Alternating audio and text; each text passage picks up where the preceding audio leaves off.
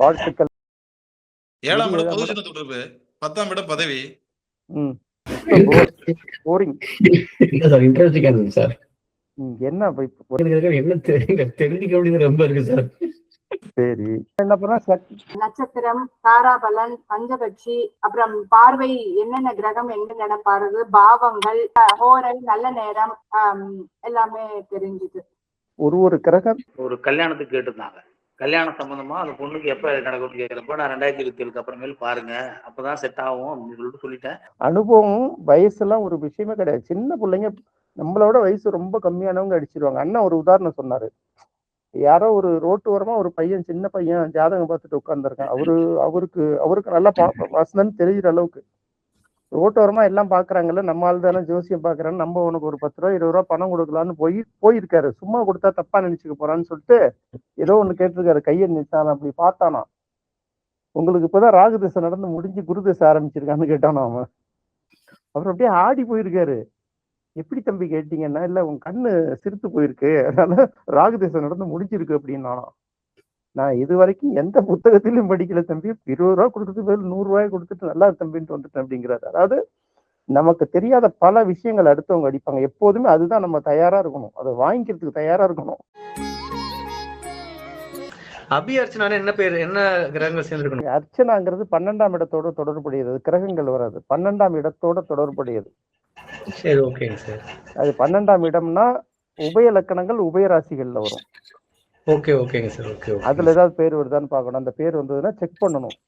லக்னம் சப்போஸ் மிதுனம், கன்னி, தனுசு, மீனத்துல வரணும், ராசி வரணும் அல்லது லக்னம் வரணும். இப்படி வந்தாதான் அந்த மாதிரி அர்ச்சனா, இந்த அபிஷேக், ஆராதனா, ஆர்த்தி, இந்த மாதிரி பண்ண பூஜையோட தொடர்புடைய பெயர்கள் இருக்குல்ல, அபிஷேக், எல்லாமே பாத்தீங்கன்னா 12ஆம் இடத்தோட தொடர்புடைய பெயர்கள்.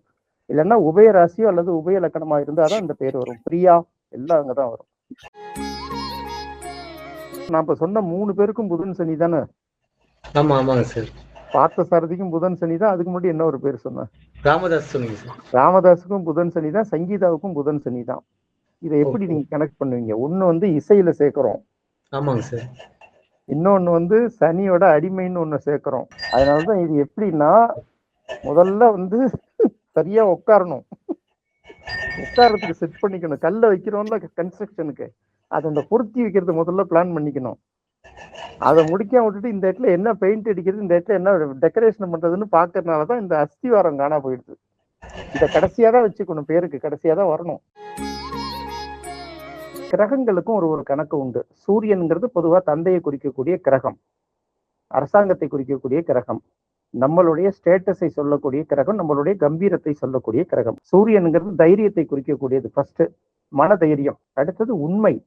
அதனால சூரியனுக்கு சத்தியம் அப்படின்னு ஒரு பேர் உண்டு.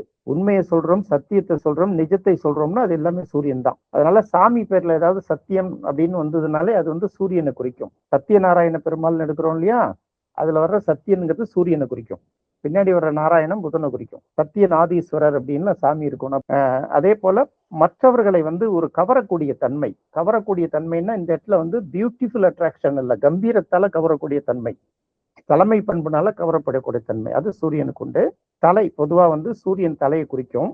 தலைனாலே சூரியன் தானே ஹெட் அப்படின்னு எடுத்துக்கணும். சூரியன் ஆதிக்கம் பெற்றவர்களுடைய உடம்பு கொஞ்சம் ஸ்லிம்மா தான் இருக்கும், ஒட்டி போய் தான் இருக்கும், வலிமையா இருக்கும், ஆனா ஒட்டுன மாதிரி இருக்கும், புதன்னு இருக்காது.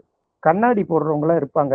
ஏன்னா கண் சூரியனை குறிக்கக்கூடிய ஒரு கிரகம். சூரியனும் கண்ணை குறிக்கும், சூரியனும் குறிக்கும், சந்திரனும் குறிக்கும், சுக்கிரனும் குறிக்கும், பல இது குறிக்கும். பட் கண்ணுங்கிறப்ப சூரியனை மெயினா எடுத்துக்கிறோம். சூரியனை குறிக்கக்கூடிய ஒரு கிரகம் அப்படின்னு எடுக்கிறோம். அடுத்தது படியாத தலைமுடி, வணங்காமுடி, கோரையா நட்டுக்கிட்டு நிக்குது இல்லையா, அந்த மாதிரி தலைமுடிகள் சூரியனை குறிக்கும். கண்கள் தேன் நிறமா இருந்ததுன்னு வச்சுக்கோங்களேன். தேன் நிறம்னா நம்ம என்ன சொல்லுவோம், கொஞ்சம் ரெட்டு கிடையாது, கொஞ்சம் அப்படி இந்த பழுப்பு நிறமா இருக்கும், பூனையை விட கொஞ்சம் கலர் மாறி. கண்கள் தேன் நிறமா இருந்தா சூரியன் ஆதிக்கம் உள்ளவர்கள் அப்படின்னு அர்த்தம். தேன் நிறம் நான் சொல்றது. அப்புறம் வடிவத்துல நம்ம சதுரத்தை சொல்றோம்ல, சில பேர் முகத்தை பார்த்தீங்கன்னா அசல் சதுரமா இருக்கும், நீல் செவ்வகமா இருக்கும், ஒத்தி இருக்கும். இந்த சூரியன் ஆதிக்கம் உள்ளவரோட இதுவே பார்த்தீங்கன்னா சதுரமா இருக்கும் முகம். நல்லா அது அவங்க முகம்னு நீங்க சூரிய ஆதிக்கம்னு கண்டுபிடிச்சிக்கணும். அப்புறம் உடல் தோற்றம் கூட சில பேருக்கு பாக்ஸ் பண்ண மாதிரி இருக்கும், அதுவும் சூரியனை குறிக்கிறது தான். இது பாத்தீங்கன்னா எலும்பை குறிக்கும். முக்கியமா சூரியனோட இது என்னன்னா, உடம்புல ஆர்த்தோங்கிறதுன்னு எலும்பு தான் ஏற்கனவே சொன்னேன்னு நினைக்கிறேன் போன கிளாஸ்ல, ஆதின்னு ஒரு பேர் இருக்கு சூரியனுக்கு. இயற்கை சூரியன், ஆதி சூரியன், எல்லாமே அடிப்படைனாலும் சூரியன். அதனால வந்து பாத்தீங்கன்னா எலும்பு, உடல் அழிஞ்சு போனா கூட எலும்பு கூடுகள் ரொம்ப நாள் வரைக்கும் இருக்கு பாத்தீங்களா, அதுதான் எலும்போட கட்டுமானம். நரம்பு வேற எலும்பு வேற, எலும்பு கூட கட்டுமானம் வந்து சூரியன். வாழ்த்துக்கள்.